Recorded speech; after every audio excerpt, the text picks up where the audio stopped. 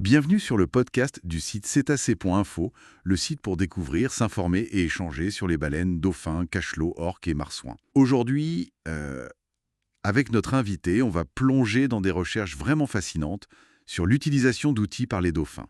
C'est une super fenêtre ouverte sur leur intelligence, leur capacité d'adaptation aussi.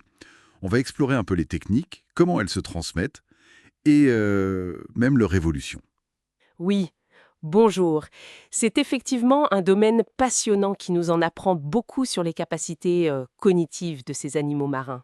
Alors, pour commencer, simplement, est-ce que c'est vrai? Est-ce que les dauphins utilisent des outils?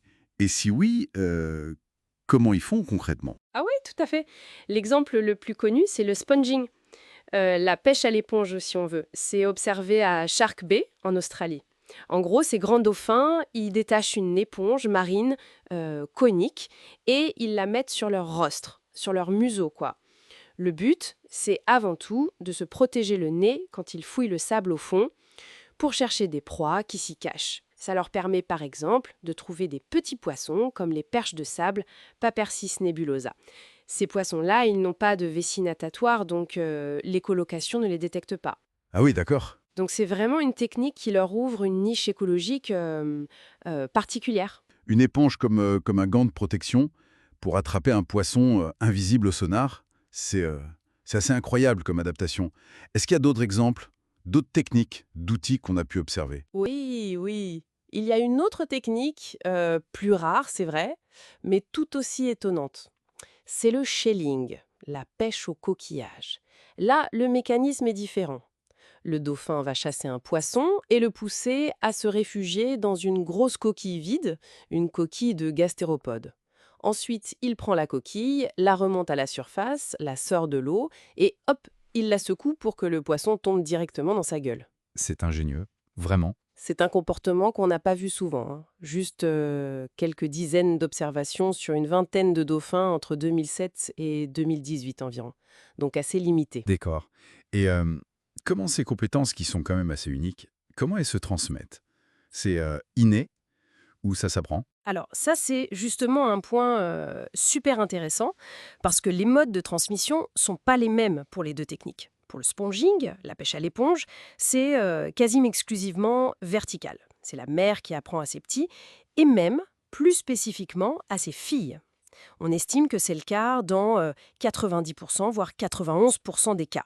C'est vraiment culturel, matrilinéaire, et ça viendrait d'une seule lignée qu'on a appelée Sponging Eve. Une Ève de l'éponge, en quelque sorte. C'est ça. Et pour le shelling, la pêche au coquillage, bah là c'est différent. L'apprentissage, il est plutôt horizontal. Horizontale, c'est-à-dire? C'est-à-dire entre pairs, entre copains, si on veut. Des individus de la même génération ou proches en âge. C'est d'ailleurs le premier cas vraiment bien documenté de transmission non verticale d'une technique de chasse chez les cétacés à dents. Ils apprennent en regardant les autres faire. C'est de l'apprentissage social, quoi. Ah, d'accord. Donc deux techniques, mais deux façons d'apprendre complètement différentes. L'une héritée de maman, l'autre apprise avec les potes. Ça montre bien le rôle du social là-dedans. Et on sait depuis combien de temps ça existe, ces comportements? C'est ancien? Et comportementale, elle suggère que le sponging, c'est assez récent en fait.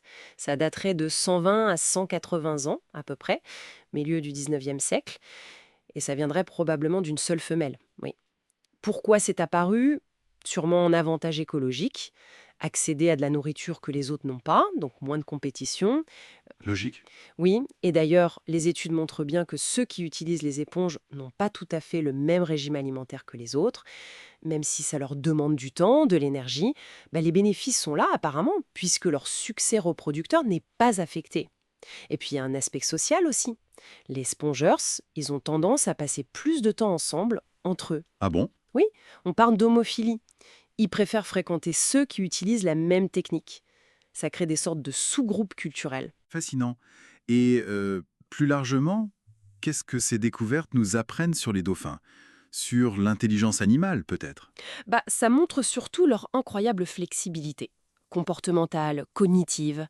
C'est vraiment remarquable. Ça illustre aussi ce qu'on appelle la coévolution gène-culture. C'est-à-dire qu'un comportement appris, culturel, peut finir par influencer la génétique d'une population sur le long terme. Et ce qui est frappant aussi, ce sont les parallèles avec l'évolution de l'utilisation d'outils chez les primates, y compris nos propres ancêtres, alors que nos lignées, elles ont divergé il y a des dizaines de millions d'années. Ça suggère que des pressions similaires peuvent amener à des solutions intelligentes similaires. L'outil, la culture, même dans des cerveaux très différents. Donc, si on résume un peu, les dauphins de Shark Bay nous montrent clairement qu'ils savent utiliser des outils, des éponges, des coquillages, pour des besoins de chasse bien spécifiques. Et ces techniques, elles se propagent de manière culturelle, mais différemment. Mère-enfant pour l'éponge, apprentissage entre pairs pour le coquillage. Tout ça est apparu assez récemment, probablement pour des raisons écologiques, et ça a même un impact sur leurs relations sociales. Ça témoigne vraiment de leur intelligence, de leur capacité d'apprendre des autres, de s'adapter. C'est bluffant. Et ça nous laisse songeurs. Quelles autres formes d'intelligence, de culture, peut-être, se cachent encore sous les vagues et qu'on n'a pas encore découvertes? Merci pour votre écoute. Retrouvez plus d'actualités sur cétacé.info et n'hésitez pas à vous abonner pour être alerté des prochaines discussions de notre série.